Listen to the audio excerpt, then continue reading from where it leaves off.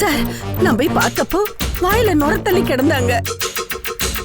நான் பக்கத்துல இருக்கிற சிடி நர்சிங் ஹோம்ல சேர்த்திருக்கேன் சார். நீங்க சீக்கிரம் கிளம்பி வாங்க சார்.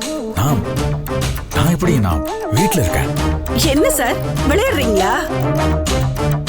அவங்களுக்கு மட்டும் ஏதாவது ஆபத்து வந்துச்சு உங்களை உண்டு இல்லைன்னு பண்ணிடுவேன். நான் போலீஸ்காரி தெரியும்ல. சரிங்க நான் வரேன். இன்னும் அரை மணி நேரத்துல இங்க வரீங்க, இல்லைன்னா நடக்கிறதே வேற சார். சரிங்க வரேன்.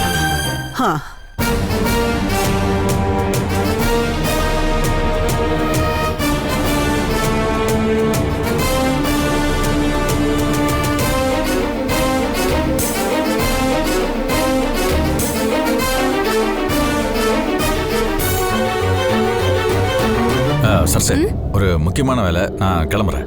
எங்க பாதிலே கிளம்புறேன்றீங்க? இல்ல இது ரொம்ப அர்ஜென்ட், நான் போகணும். மாமா இன்னைக்கு ஆபீஸ் வர சொன்னீங்க. அது இன்னொரு நாள் பார்த்துக்கலாம்பா.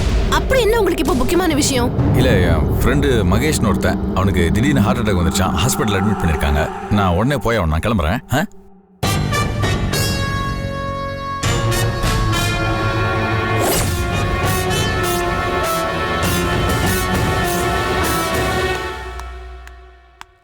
டேய் ராஜா, என்னப்பா? சீக்கிரம் போலாம்டா. சரிப்பா.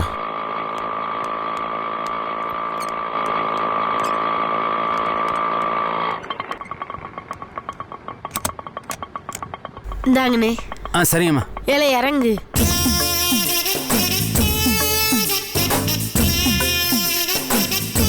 இறங்குடா. யார் வீடு இது? நம்ம வீடுடா. இது என் வீடே கிடையாது. இவங்கெல்லாம் என் சொந்தமே கிடையாது. ஏண்டி என்னடி நடந்தது போலீஸ் ஸ்டேஷன்ல? இல்லங்க, என் தம்பி மனசு சரியில்லாம குடிச்சிட்டு ரோட்ல தகராறு பண்ணிருப்போம் போல இருக்கு. தடுக்க வந்த போலீஸ்காரவியட்டையும் ரொம்ப தகராறு பண்ணிருப்போம் போல. டேய் இறங்குடா. அட இறங்குடா. நான் இந்த வீட்டுக்குள்ள எல்லாம் வரமாட்டேன், இங்கேயே தான் உட்காந்துட்டு இருப்பேன். சார் அடுத்த சவாரி போகணும், இறங்குங்க சார். கொஞ்சம் சும்மா இருயா. சார் இறங்குங்க சார், இறங்குங்க சார், டைம் ஆகுது. டேய் இறங்குடான்றா. இறங்கு இறங்கு இறங்குடா. நீ போப்பா.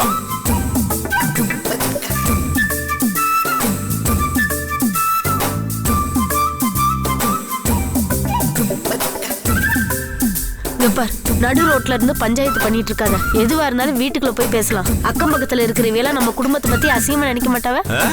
முடியாது. என்ன அசிங்கப்படுத்தின இந்த வீட்டுக்குள்ள என் காலடி எடுத்து நான் வைக்க மாட்டேன். இப்ப என்னதான்டா சொல்ற? நான் வாழ வந்தான், தனிச்சு நிப்பேன், தனியா தான் நிப்பேன். யார் உதவியும் எனக்கு தேவையில்லை. என் பவர் என்னன்னு உங்களுக்கு காட்டுறேன். மாமா நீ நிதானமா இல்ல, உன் கால் தரல படல. நீ முத நில்லு, அப்புறம் உள்ள வந்து சொல்லு. என்ன வெறுப்பேத்தாத சொல்லிவிட்டேன். நான் இத்தனை நாளா உன்னை கதாநாயகன் நினைச்சுக்கிட்டு இருந்தேன். ஆனா நீ சரியான ஒரு வில்லன்டா. நான் கூட உன்னை நல்ல குணச்சித்திர கேரக்டர் தான் நினைச்சிட்டு இருந்தேன். ஆனா நீ சரியான காமெடியால இருக்க. பாத்தியா, நான் வீட்டை விட்டு கோயிச்சுக்கிட்டு போயிட்டேன். ஒரு நாள் ஃபுல்லா வரல, ராத்திரி முழுசும் போலீஸ் ஸ்டேஷன்லயே இருந்திருக்கேன். கொஞ்சமாவது இவன் ஃபீல் பண்றானா பாத்தியா? இவன் கொலை கேஸ்ல ஜெயிலுக்கு போயிருந்தப்ப இவனை காப்பாத்தணுங்கிறதுக்காக நான் கொலைப்பழியை ஏத்துக்கிட்டு நான் ஜெயிலுக்கு போறேன் அப்படின்னு சொல்லிட்டு நான் இவனை வெளியில கொண்டு வரதுக்கு கெஞ்சினேன். ஆனா இவன் என்ன போலீஸ் ஸ்டேஷன்ல இருந்து வெளியில எடுக்கல, என்ன பார்க்க கூட வரல. இவனை நம்பி நான் எப்படி இந்த வீட்டுக்குள்ள வர்றது? இவன் கொடுத்த மன உளைச்சல தான் இத்தனை நாளா தொடாத சரக்க நான் கொஞ்சம் ஓவராவே தொட்டுட்டேன் தெரியுமா? உன் தப்ப உணர மாட்டேன் பாத்தியா? 10 லட்ச ரூபாய் கடையில் நஷ்டம் பண்ணிட்டு இன்னும் நீ செஞ்சுதான் கரெக்ட் பேசிக்கிட்டு இருக்க. இதுதான் உன் மேல எனக்கு கடுப்பு வருது. சும்மா நிறுத்துறா. நல்லது பண்ணணும்னு நினைச்சுதான் பண்ண, இப்படி திடீர்னு நடந்து போச்சு. எப்படியா இருந்தாலும் அந்த பணம் திரும்பி வரும், நான் வசூல் பண்ணி கொடுப்பேன். ஏண்டா அவளை பொறுப்பா பேசிட்டு போனவன் அதே பொறுப்போட வசூல் பண்ண தராம ஏன்டா வீட்டு விட்டு போன? இதுக்கு என்னடா அர்த்தம்? ஆமாடா, 10 லட்ச ரூபாய் பணத்தை எப்படியாவது வசூல் பண்ணி கொடுத்துரு. அதுக்காவது நீ கடைக்கு போனவங்கள. என்ன அம்மா என்னவா பேசிட்டு இருக்க நீ? இந்த ஆள் நல்லா 10 லட்ச ரூபாய் நஷ்டம் நான் புலம்பிட்டு இருக்கேன். இந்த ஆள் திருப்பி அரசு கடைக்கு வர சொல்றியா? இன்னும் 20 லட்சம் நஷ்டம் பண்ணான்னு பாக்குறியா? இந்த பாருடா, சும்மா 10 லட்ச ரூபாய் 10 லட்ச ரூபான்னு அதையே பேசிட்டு இருக்காது. 10 லட்சம் என்ன 50 லட்சமே கடனே இருந்துட்டு போட்டுமே. காடு கழனி எல்லாத்தையும் வித்து அடைச்சிடலாம். ஆனா எனக்கு இருக்கிறது ஒரே தம்பி. அவன் போயிட்டா அந்த நஷ்டத்தை எனக்கு யாருடா ஈடு கட்டி கொடுப்பா? அதையும் சொல்லிட்டு இருக்கிய. ஏமா ஏமா இப்ப அழுகுற? ஐயோ இவன் மறுபடியும் ஆலேசம் ஊத ஆரம்பிச்சிட்டாளே. டேய் உள்ள வந்து தொலைடா. பிள்ளை என்னடா அவன் வசூல் பண்ணி தாரேன்னு சொல்லிவிட்டான்ல. சும்மா அதையே சொல்லிட்டு இருக்காத. அவனுக்கு ஒரு வாய்ப்பு கொடுக்கணும். அதை விட்டுட்டு அவனுக்கு துரத்தி விட்டா அவன் எங்க போவான்? இங்க பாரு, என் தம்பிக்கு இந்த வீட்டுல இடம் இல்லைன்னா நானும் இந்த வீட்டுல இருக்க மாட்டேன். வாடா தம்பி, அவைய அரிசி கடையை வச்சுக்கிட்டே அழட்டு. நம்ம எங்கேயா போய் பஞ்சம் பொழைச்சுக்கலாம். என்னடா இதெல்லாம்? ஏமா இருமா, வா வா. பின்ன என்னடா, என் தம்பி இங்கதான் இருப்பான். அரிசி கடைக்கு வரத்தான் செய்வான். 6 மாசத்துக்குள்ள அந்த 10 லட்சம் ரூபாய் கடனை வசூல் பண்ணி கொடுத்துருவான். இல்லனா அந்த தொகைக்கு நான் தான் பொறுப்பு. இல்லையா தம்பி? 6 மாசம்லாம் எதுக்குக்கா?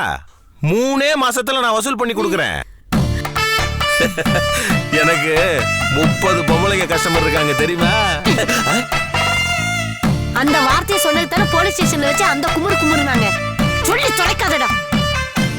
சரி இனிமே சொல்லல. 3 மாசத்துல 10 லட்சம் ரூபாய் வசூல் பண்ணி கொடுத்துறேன். ஓகே, உள்ள வந்து தொலை. சொல்ல வேண்டியவங்க என்ன சொல்லலையா இன்னும்? சொல்லி தொலை. சரி என்னவோ பண்ணி தொலைங்க. யோ உள்ள வா. அப்ப கடைக்கு அங்கேயும் வந்து தொலை. எல்லாம் என் தலை எழுத்து.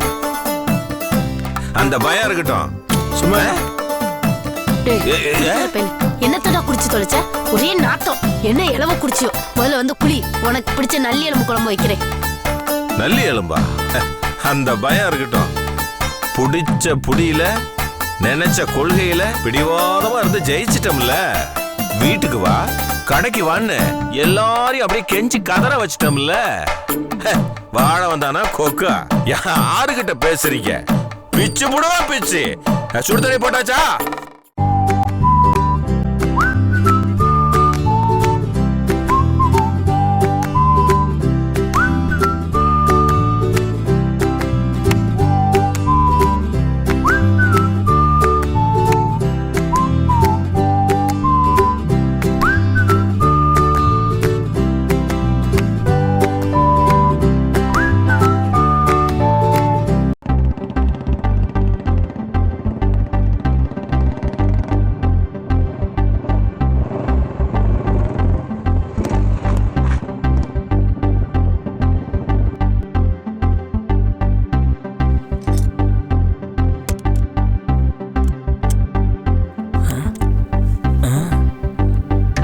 ஐயோ பெட்ரோல் தீர்ந்து போச்சே.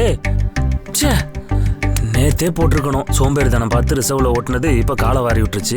இப்போ என்ன பண்றது? ஐயோ ச்சே. ஐயோ உனக்கு வேணும்டா. வெயில் வேற கொளுத்துது, இன்டர்வியூ வேற டைம் ஆச்சு. இப்போ என்ன பண்றது? ச்சே, தலை விதி. தள்ளிதான் ஆகணும். உனக்கு வேணும்டா, அறிவு கட்டவனே. ச்சே, ஐயோ நேத்தே பெட்ரோலை கவனிச்சு தொலைச்சிருக்கணும். ரிசர்வ்ல வச்சு ஓட்டுனதுக்கு எனக்கு நல்லா வேணும். ஷோ டைம் வேற ஆகுது. இன்னைக்குன்னு பார்த்து இன்டர்வியூ வேற. வெயில் வேற கொளுத்துது. சட்டை கிட்டலாம் நாஸ்தியாக போகுது. ஆண்டவா உதவி பண்ணுடா. ஓ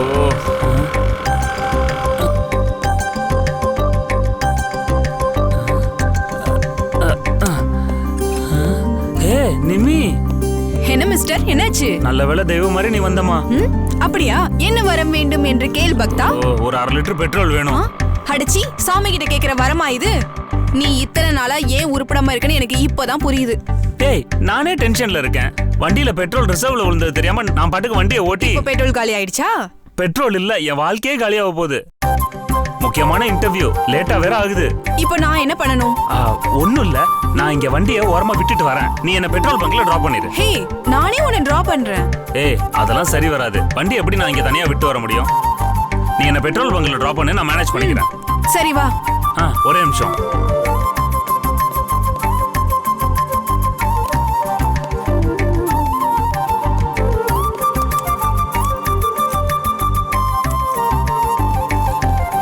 சரி வா, டைம் ஆச்சு. வண்டி எடு, வண்டி எடு. ஓகே ஓகே, கெட்டியா பிடிச்சுக்கோ. ஓகே போ போ.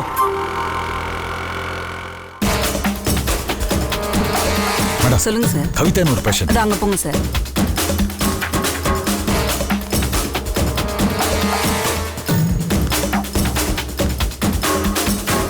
கவிதாக்கு எப்படி இருக்கு இப்போ? சார் சீரியஸா தான் இருக்காங்க. ட்ரீட்மெண்ட் நடந்துட்டு இருக்கு. ஏங்க இப்படி பண்ணிட்டாங்க? போய் பார்க்கலாமா? இல்ல சார், உள்ள போய் பார்க்க முடியாது. வேணும்னா இங்க இருந்தே பாருங்க சார்.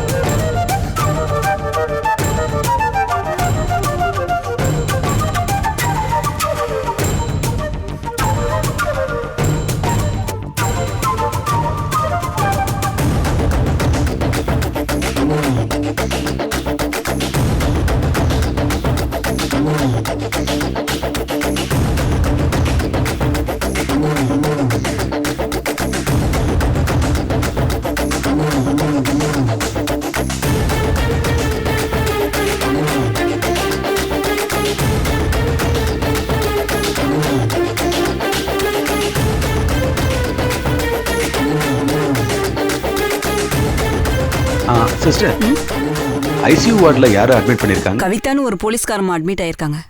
தேங்க்ஸ். நீங்க போலாம்.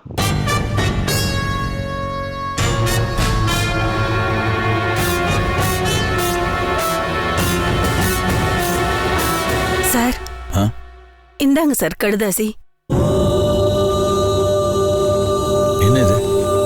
கவிதா அம்மா தற்கொலைக்கு முன்னாடி எழுதுனது. படிங்க படிங்க.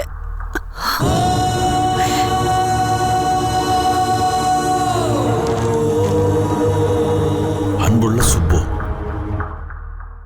வாழ்க்கையில நீங்க தான் ஆதாரம்னு நினைச்சேன். நீங்களே என்ன வெறுத்த பிறகு நான் ஏன் வாழணும்? அன்னைக்கு நமக்குள்ள நடந்த சண்டை நடந்தே இருக்கக்கூடாது. அது நடந்ததுனாலதான் இப்போ இது நடந்தது. நான் சாகிறத பத்தியோ தூக்க மாத்திரை சாப்பிட்றத பத்தியோ கவலைப்படல. ஆனா ஒரே ஒரு குற்ற உணர்வு தான். என் வயிற்றுல உங்க வாரிசு இருக்கு, அதையும் சேர்த்து அழிக்க போறோமேன்னு தான் கவலையா இருக்கு. இப்ப நான் இந்த உலகத்தை விட்டே போறேன். உங்கள் அன்பு மனைவி கவிதா.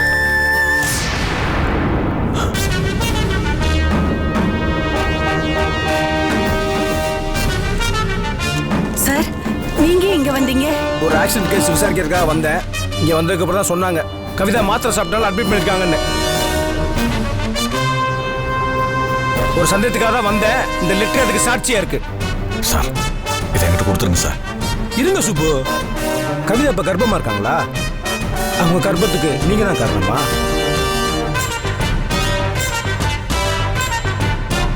நான் கேட்கிற கேள்விக்கு பதில் சொல்லுங்க. கவிதா வயித்துல வளர்றது உங்க வாரிசா? சொல்லுங்க. ஆமா சார். கவிதா இப்ப எப்படி இருக்காங்க?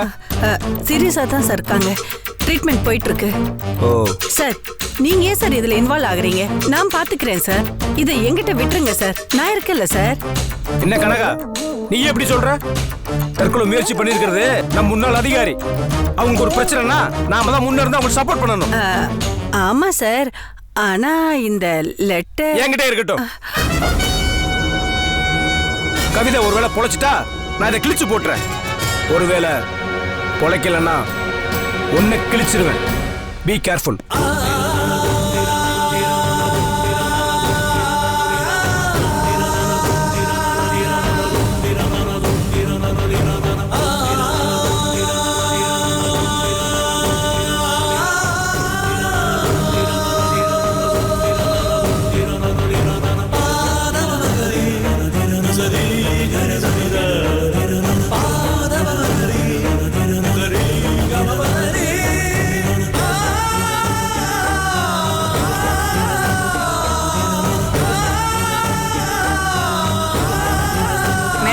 ஒரு நிமிஷம் இங்க வாங்க.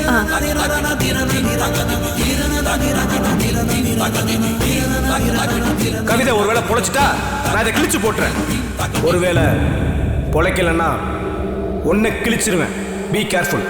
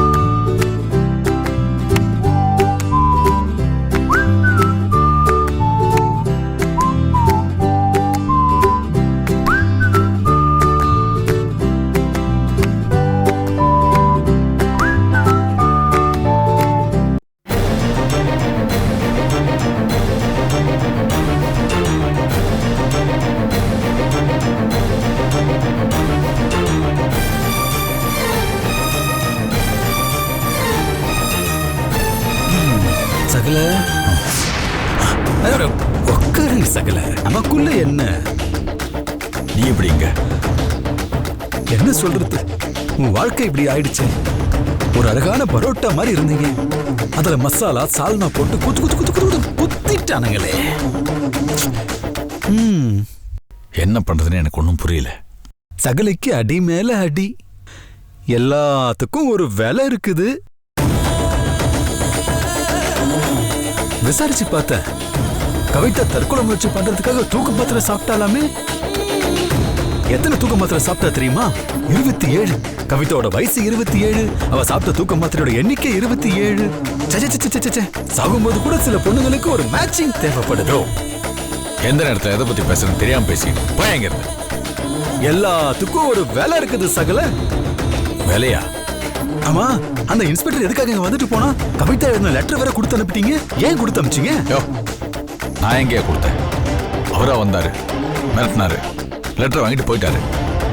எல்லாத்துக்கும் ஒரு வேலை இருக்குது சகல. சொன்னதே திரும்ப திரும்ப சொல்லி எரிச்சல கிளப்பாங்க. என்னையா வேலை? ஒரு 3 லட்சம் ரூபாய் கொடுத்தீங்கன்னா நல்லா இருக்கும். 3 லட்சமா? ஆமா சகல, என் காரு டியூ கட்ல பினான்ஸ் கம்பெனிக்காரங்க தூக்கிட்டு போயிட்டானுங்க. 3 லட்சம் ரூபாய் கொடுத்தீங்கன்னா காரை மீட்டுடுவேன். இதுக்கு எங்கேயாவது போய் பிச்சை எடுக்கலான்னு சரசுகிட்டே சக்கர்கிட்டே எல்லா உண்மையும் சொல்லி பிச்சை எடுக்கட்டுமா? என்ன உண்மையை சொல்ல போற? இந்த மாதிரி நான் காருக்கு டியூ பணம் கட்டல, பினான்ஸ் கம்பெனிக்காரங்க தூக்கிட்டு போயிட்டானுங்க. அந்த மாதிரி நான் சுப்பு சகல கிட்ட போய் பணம் கேட்டேன், அவரு கொடுக்க மாட்டேன்னு சொல்லிட்டாரு. போய் சொல்லுவேன், அவ்வளவுதானே. போய் சொல்லு போ. இந்த மாதிரி சுப்பு சகல ஹாஸ்பிட்டல்ல இருந்தாரு, நான் போய் கார் டியூ கட்டுறதுக்காக பணம் கேட்டேன், அவர் இல்லைன்னு சொல்லிட்டாருன்னு சொல்லுவேன். உடனே அவங்க சுப்பு சார் ஏன் ஹாஸ்பிட்டல்ல இருந்தாங்கன்னு கேட்பாங்க. அப்போ கவிதா சூசைட் அட்டம் பண்றதுக்காக மாத்திரை சாப்பிட்டு ஹாஸ்பிட்டல் இருக்கான்னு சொல்லுவேன். கவிதா ஏன் சூசைட் அட்டம் பண்ணான்னு கேட்பாங்க. சுப்பு சாரோட குழந்தை கவிதாவோட வயித்துல வளர்றதுனால ஹாஸ்பிட்டல் அட்மிட் பண்ணிருக்காங்கன்னு சொல்லுவேன். அதான் நிறுத்தியா? எல்லாத்துக்கும் ஒரு வேலை இருக்குது சகல. ஏயா எரியிற கொல்லில புடுங்கிறது லாபம் பாக்குறியா? சகல, நாங்கெல்லாம் கொல்லி எரியறதுக்கு முன்னாடியும் புடுங்குவோம், கொல்லி எரிஞ்சிட்டு இருக்கும் போதும் புடுங்குவோம், கொல்லி எரிஞ்ச பிறகும் புடுங்குவோம். ஏன் அவளுக்கு கேவலமா சிரிக்கிறேன்? உனக்கெல்லாம் வெக்கம் மானம் சூடு சொன்ன எதுவுமே இல்லையா? இதுக்கு நீ எங்கேயாவது போய் பிச்சை எடுக்கலான்னு சொல்றீங்களா? பிச்சை எடுத்துலாம் எனக்கு பழக்கம் இல்ல சகல. என்னதான் ஏன் வேணும்னு சொல்றேன்? எல்லாத்துக்கும் ஒரு வேலை இருக்கு. 3 லட்சம் ரூபாய் பணம் வேணும். இல்ல இதெல்லாம் போய் வீட்டுல சொல்லிடுவேன். அவ்வளவுதானே? கொடுக்குறேன். குடு குடு குடு. அறிவு இருக்காயா உனக்கு கொஞ்சமாவது? இந்த ஒரு சாக கிடக்குறா, கழுத்து நடிச்சு பணத்தை கேட்கறியா? உனக்கெல்லாம் மனசாட்சி இருக்காயா? மனசாட்சி வச்சுக்கிட்டு என்னையா பண்ண சொல்ற? கார் இல்லாம என் மண்டியை வெடிச்சிடுற மாதிரி இருக்கு. ஏதாவது அசிங்கமா திட்டுக்குள்ள போயிடுங்க. போவா? போயாங்கிற? போ போறேன். இல்லையா? ஏயா அவசரப்பட்டு போவாதையா? விடு சகல, என்ன விடு, நான் போறேன். இரியா, ஏதோ கோபத்துல ஆத்திரத்துல அப்படி பேசிட்டேன். நீ எங்கேயும் போவேனா? நான் எவ்வளவு பெரிய ரோசக்காரன் தெரியுமா? என்னையே போன்னு சொல்லிட்டல, நான் போறேன். போய் என்னையா உனக்கு 3 லட்சம் ரூபாய் பணம் தானே வேணும்? எப்படியாவது ரெடி பண்ணி தரையா? தயவு செஞ்சு இந்த விஷயத்தை சரசுக்கிட்டு சொல்லிடாத. உன் காலில் என்ன சகல காலெல்லாம் விட போய்கிட்டு கோச்சுக்கிட்டு தான் போக பார்த்தேன். சரசுக்கிட்டுலாம் போய் வத்தி வைக்க மாட்டேன். இதுக்காக போய் அசிங்கமா காலெல்லாம் விழுந்துக்கிட்டு. ஆனா ஒண்ணு சகல, நானாவது உங்க பின்னாடி பணத்துக்கு தான் அலையிறேன். வீட்டுல குணவதி மாதிரி ஒரு பொண்டாட்டியை வச்சுக்கிட்டு ஏதோ குரங்க மாதிரி ஒண்ணு பின்னாடி அலைஞ்சிட்டு இருக்கீங்க. நீங்க சீனியர் அலைச்சல்னா நான் ஜூனியர் அலைச்சல். சரி விடுங்க, தேவையில்லாம எதுக்கு பேசிக்கிட்டு. நீங்க பணத்தை ரெடி பண்ணி கொடுங்க, நான் கார் எடுக்கிறேன், அதுல சொயின்னு போறேன். இப்போ நான் போறேன். பாய்.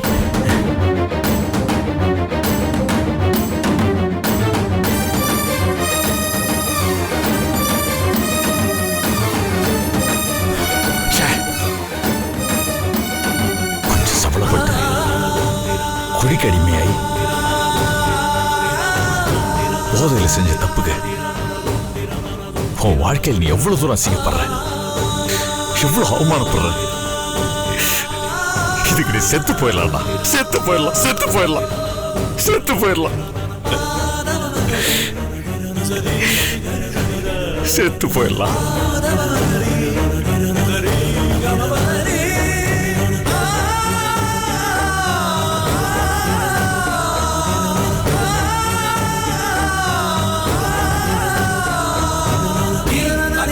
Tira